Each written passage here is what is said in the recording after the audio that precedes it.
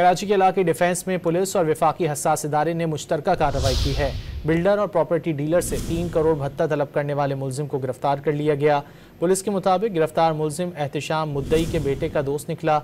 12 अप्रैल को मुलजिम एहतिशाम ने मुद्दई को लिफाफा भेजा जिसमें एक गोली और एक पर्ची मौजूद थी।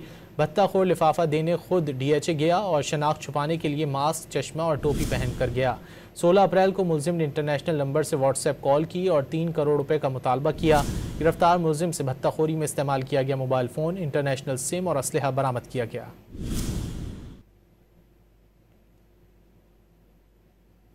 कराची के इलाके डिफेंस में पुलिस और विफाकी हसास इदारे ने मुश्तरका कार्रवाई की है।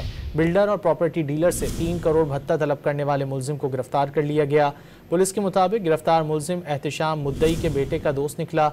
12 अप्रैल को मुलजिम एहतिशाम ने मुद्दई को लिफाफा भेजा जिसमें एक गोली और एक पर्ची मौजूद थी। भत्ताखोर लिफाफा देने खुद DHA गया और शनाख्त छुपाने के लिए मास्क, चश्मा और टोपी पहन कर गया। 16 अप्रैल को मुलजिम ने इंटरनेशनल नंबर से व्हाट्सएप कॉल की और 3 करोड़ रुपए का मुतालबा किया।